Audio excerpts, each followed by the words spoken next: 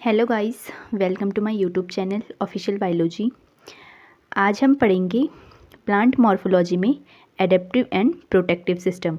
तो इससे पहले वीडियो में हमने प्लांट मॉर्फोलॉजी में रूट स्टेम ट्रांजिशन तक पढ़ लिया था। आज हम पढ़ेंगे एडेप्टिव एंड प्रोटेक्टिव सिस्टम। तो एडेप्टिव एंड प्रोटेक्टिव सिस्टम में क्या क्या आता है और क्या क्या होता है, ठीक है, इसके बारे में हम पढ़ेंगे। तो एडेप्टिव मतलब अवशोषण करने वाला और प्रोटेक्टिव मतलब प्रोटेक्शन करने वाला, ठीक है, सुरक्षा देने वाला और अवशोषण करने वाले सिस्टम के बारे में हम इसमें पढ़ेंगे। तो जो एडेप्टिव एंड प्रोटेक्टिव सिस्टम है, इसमें हम जनरली तीन सिस्टम के बारे में पढ़ते हैं। एक है एपिडर्मिस, दूसरा है क्यूटिकल और तीसरा है स्टोमेटा, ठीक है। तो इसमें हम एडेप्टिव एंड प्रोटेक्टिव सिस्टम में इन तीनों के बारे में पढ़ेंगे, एपिडर्मिस, क्यूटिकल एंड स्टोमेटा। चलिए शुरू करते हैं हम एपिडर्मिस से। एपिडर्मिस होती क्या है? तो एपिडर्मिस जो हमने हर प्लांट की सेक्शन कटिंग जब करते हैं, ठीक है, तो सबसे पहले हम देखते हैं कि सबसे ऊपर हम क्या करते हैं, शो कर क्या करते हैं, एपिडर्मिस। एपिडर्मिस सबसे ऊपर लिखते हैं हम। तो एपिडर्मिस सबसे ऊपर वाली लेयर होती है जो क्या करती है, प्रोटेक्शन का कार्य करती है। और इसके और भी कार्य होते हैं प्रोटेक्शन के अलावा। तो हम इन सब के बारे में पढ़ेंगे कि एपिडर्मिस क्या क्या कार्य करती है, क्या इसका स्ट्रक्चर होता है, ठीक है। एपिडर्मिस ऊतक पौधे के शरीर का सबसे बाहरी आवरण बनाता है। त्वचीय प्रणाली में कसकर भरी हुई कोशिकाओं की एक परत होती है जिसे एपिडर्मिस कहा जाता है। एपिडर्मिस जो क्या होती है, जो किसी प्लांट की, ठीक है, जो किसी प्लांट की क्या होती है, सबसे भारी परत होती है, वो क्या होती है, एपिडर्मिस होती है। ये क्या होती है, टाइट क्या होती है, कोशिकाओं से भरी होती है और एक परत बनाती है। सबसे ऊपर क्या बनाती है, एक परत के रूप में एक परत बनाती है जो क्या होती है, टाइटली कोशिकाओं से भरी होती है। अब देखते हैं हम एपिडर्मिस की संरचना की, एपिडर्मिस में क्या कैसी कैसी इसकी संरचना होती है।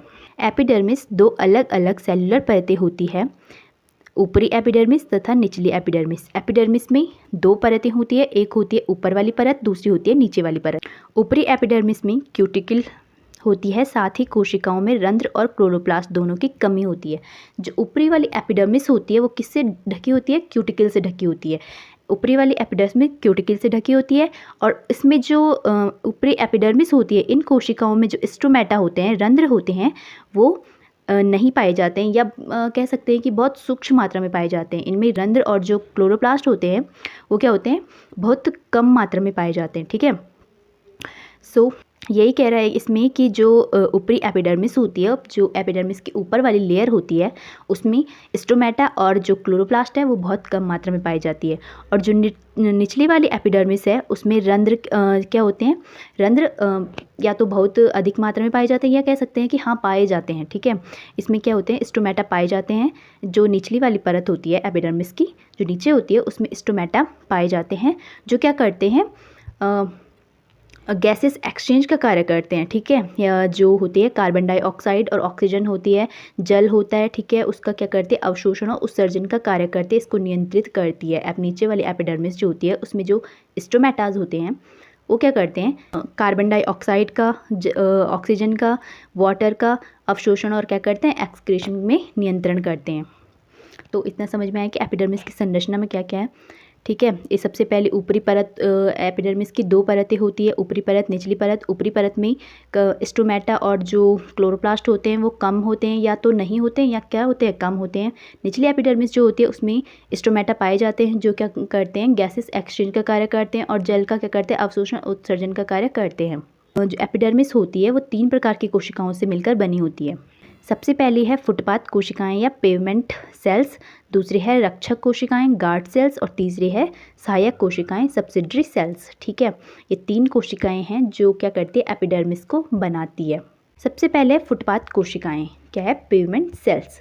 फुटपाथ कोशिकाएं एपिडर्मिस में पाई जाने वाली सबसे आम कोशिका का प्रतिनिधित्व करती है। जो फुटपाथ कोशिकाएं होती हैं एपिडर्मिस में, वो क्या होती है, सबसे आम रूप से पाई जाने वाली, ठीक है। ये मतलब जनरली पाई जाती है कि कोशिका जो एपिडर्मिस है ये जनरली इसमें पाई जाती है, पेवमेंट सेल्स। फुटपाथ कोशिकाओं का मूल कार्य अंतर्निहित पौधे के ऊतकों की रक्षा करना है। जो फुटपाथ कोशिकाएं होती है वो क्या करते हैं, जो पौधे के अंदर वाले सेल्स हो या ऊतक होते हैं, टिश्यूज़ होते हैं, उनकी क्या करती है, प्रोटेक्शन, रक्षा करने का कार्य करती है, जो फुटपाथ कोशिकाएं होती है।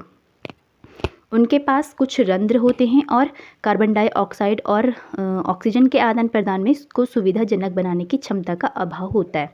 इनमें कुछ रंध्र तो होते हैं, जो पेवेंट सेल्स होती है इनमें कुछ रंध्र तो होते हैं, बट इनमें जो गैसेस एक्सचेंज है, ठीक है, कार्बन डाइऑक्साइड और ऑक्सीजन जो इसमें गैसेस एक्सचेंज होता है ये इसमें नहीं होता है, या मतलब इसमें इतनी क्षमता नहीं होती है कि ये इनका एक्सचेंज कर पाएँ। जो पेवेंट सेल्स होती है उनमें इतनी क्षमता नहीं होती है कि ये गैसेस एक्सचेंज कर पाएँ, ठीक है। तो ये यही कह रहे हैं कि ये जनरली पाई जाती है एपिडर्मिस में, बट ये क्या करती है, ये गैसेस एक्सचेंज के कार्य करने में क्षमता नहीं होती है, इनमें ऐसी क्षमता नहीं होती है। दूसरी सेल्स है इसमें गार्ड सेल्स या रक्षक कोशिकाएं। रक्षक कोशिकाएं विशिष्ट कोशिकाओं के जोड़े का प्रतिनिधित्व करती है जो प्रत्येक रंध्र को घेरे रहती है। जो रक्षक कोशिकाएं होती है, गार्ड सेल्स होती है, वो क्या होती है, जोड़े में पाई जाती है, ठीक है, एक जोड़े में पाई जाती है, जो क्या करती है, रंध्र को घेरे रहती है। जो स्टोमेटा होता है उसको क्या करते हैं, घेरे रहती है। कौन, गार्ड सेल्स। रक्षक कोशिकाओं का मुख्य कार्य रंध्र के माध्यम से पानी की हानि रोकना है। जो रक्षक कोशिकाएं होती है, गार्ड सेल्स होती है, वो क्या करती है कि जो स्टोमेटा होता है उसके माध्यम से पानी की कम हानि हो, इसका क्या करती है, नियंत्रित करती है। कार्बन डाइऑक्साइड और ऑक्सीजन के आदान प्रदान को सक्षम करने के लिए रंध्रों को खोलने और बंद करने में नियंत्रित करती है। जो गार्ड सेल्स होती है वो क्या करती है, रंध्र को खोलती है और बंद करने का भी कार्य करती है, जिससे क्या होता है, गैसेस एक्सचेंज होता है। कार्बन डाइऑक्साइड क्या होता है, अंदर ली जाती है, और क्या होते हैं, ऑक्सीजन छोड़ी जाती है। जब क्या होता है, रंध्र जब क्या होता है, फोटोसिंथेसिस होती है, जब दिन होता है, जब सूर्य का प्रकाश पड़ता है, तब ये क्रिया होती है, ठीक है। गैसेस कार्बन डाइऑक्साइड को क्या करते हैं, ये अवशोषित करते हैं पौधे, और जो ऑक्सीजन होती है उसका क्या करते हैं, एक्सक्रीशन करते हैं। जब क्या होता है, फोटोसिंथेसिस की क्रिया करनी होती है, जब क्या होता है, दिन होती है, ठीक है, जब इन पे प्रकाश पड़ता है, सूर्य का प्रकाश, सनलाइट पड़ती है। तीसरी है इसमें सहायक कोशिकाएं। जो सहायक कोशिकाएं होती है वो क्या होती है, ये मतलब इसमें जो गार्ड सेल्स होती है उनके बाहर की कोशिकाएं होती है, ये बाहर, इनके बाहर पे पाई जाती है। और ये क्या करती है, जो जल होता है उसमें घुलनशील आयन होते हैं, उनके क्या करती है, स्टोरेज का कार्य करती है, जो सब्सिडरी सेल या सहायक कोशिकाएं होती है। तो इसमें 3 कोशिकाएं देखी हमने कि जो एपिडर्मिस होती है उसमें 3 सेल्स होती है, पेवेंट सेल्स, गार्ड सेल्स और क्या होती है, सब्सिडरी सेल्स। तो इन तीनों का अलग अलग कार्य होता है और इनसे ही मिलकर क्या बनती है, एपिडर्मिस की लेयर्स बनती है, ठीक है। अब देखते हैं हम कि एपिडर्मिस के क्या क्या कार्य होते हैं। एपिडर्मिस का मुख्य कार्य पौधों को बाहरी वातावरण से बचाना है। जो एपिडर्मिस होती है वो क्या करती है, पौधों को बाहरी वातावरण से बचाती है, मतलब कि कभी जो सनलाइट कभी ज़्यादा हो गई, कोई भी बाह्य आक्रमण करने वाले जो जंतु हो उनसे बचाती है। कौन, एपिडर्मिस। यह परागकणों को आकर्षित करने के लिए रंगाई और संरचना प्रदान करना, जल की हानि से बचाना और फंजाई तथा बैक्टीरिया रोगजनकों से सुरक्षा करती है। जो परागकण होते हैं उनको आकर्षित करने के लिए एपिडर्मिस क्या करती है, अलग अलग रंग की बनी होती है। जो पॉलन ग्रेन होती है उनको क्या करती है, आकर्षित करने के लिए, कि पॉलन ग्रेन क्या हो, आकर्षित हो, उसके लिए क्या करती है, अलग अलग रंगाई की संरचना, मतलब एक क्या करती है, सुंदर सी लेयर बनाती है, ठीक है, कलरफुल लेयर्स बनाती है। एपिडर्मिस क्या करती है कि पानी की क्या करते हैं, कम हानि, जल की कम हानि हो, इसका भी नियंत्रण करती है। और जो बाह्य कारक होते हैं, पैथोजेंस होते हैं, जैसे फंजाई हो गया, बैक्टीरिया हो गया, उनसे भी क्या करती है, रक्षा करती है। सो आई होप इतना आपको समझ में आया कि एपिडर्मिस में क्या क्या होता है, एपिडर्मिस की संरचना कैसी होती है। एपिडर्मिस ज़्यादा इसमें प्रोटेक्टिव और एडेप्टिव टिश्यू के बारे में ज़्यादा कुछ पूछा नहीं जाता, शॉर्ट क्वेश्चन में ही आएगा कि एपिडर्मिस की संरचना बताइए और एपिडर्मिस के कार्य बताइए। तो इसमें ज़्यादा लिखने की ज़रूरत नहीं है क्योंकि इस शॉर्ट क्वेश्चन में ही आते हैं, ठीक है। अब देखते हैं हम दूसरी लेयर जो होती है वो होती है क्यूटिकल। क्यूटिकल प्राथमिक हवाई अंगों की बाहरी सतह पर एक हाइड्रोफोबिक सीमा परत है। इसकी उपस्थिति सभी संवहनी और कुछ गैर संवहनी पौधों की एक सामान्य विशेषता है। जो क्यूटिकल होती है वो कहाँ पाई जाती है, क्यूटिकल जो होती है वो एपिडर्मिस होती है उसके ऊपर पाई जाती है, मतलब एपिडर्मिस से भी बाहरी लेयर होती है क्यूटिकल, ठीक है, जो क्या होती है, हाइड्रोफोबिक सीमा बनाती है। इसकी उपस्थिति कुछ संवहनी मतलब वॉस्कुलर और गैर संवहनी पौधों में भी सामान्य है। अब देखते हैं हम कि क्यूटिकल की संरचना कैसे होती है। क्यूटिकल में 3 परतें शामिल होती है, क्यूटिकुलर परत, छल्ली उचित, छल्ली मतलब क्यूटिकल, क्यूटिकल प्रॉपर और क्यूटिकुलर वैक्स। क्यूटिकल जो परत होती है वो सबसे भीतरी परत होती है, क्यूटिकुलर परत होती है वो सबसे भीतरी परत होती है जो प्राथमिक दीवार को ढकती है और इसमें क्यूटिन व मोम के साथ सेल्यूलोज और कुछ पॉलीसेकेराइड भी होते हैं। जो क्यूटिकुलर वैक्स होती है वो क्या होती है, सबसे भीतरी जो होती है परत होती है और क्या होती है, प्राथमिक दीवार को ढकती है। इसमें क्यूटिन और मोम जो होते हैं, मोम मतलब वैक्स होते हैं, क्यूटिन और वैक्सेस होते हैं और इनके साथ क्या होता है, सेल्यूलोज होता है, कुछ क्या होते हैं, पॉलीसेकेराइड्स होते हैं। ठीक है, तो इतने ही इसमें संरचना है, ज़्यादा इसकी कुछ अलग केमिकल संरचनाएं भी होती है, केमिकल स्ट्रक्चर भी होता है, वो तो थोड़ा टफ हो जाएगा। तो जितना एग्ज़ाम में आता है मैंने उस हिसाब से नोट्स बनाए हैं कि थोड़ा थोड़ा लिखने के लिए, क्योंकि शॉर्ट टाइप में ही आता है, इसमें लॉन्ग तो आएगा नहीं, शॉर्ट में ही आएगा।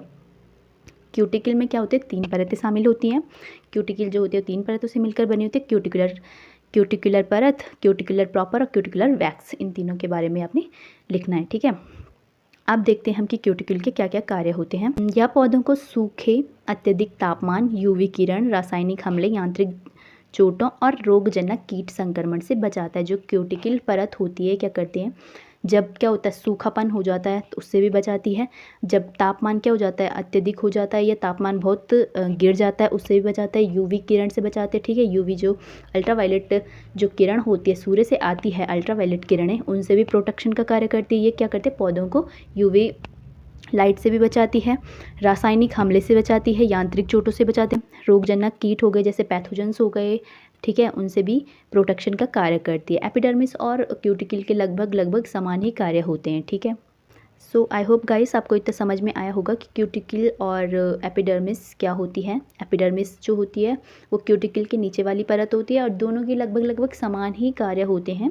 क्यूटिकल ऊपर वाली परत है, ये भी प्रोटेक्शन का कार्य करता है, उसके नीचे वाली जो परत है वो भी प्रोटेक्शन का कार्य ही करती है, क्यूटिकल और एपिडर्मिस।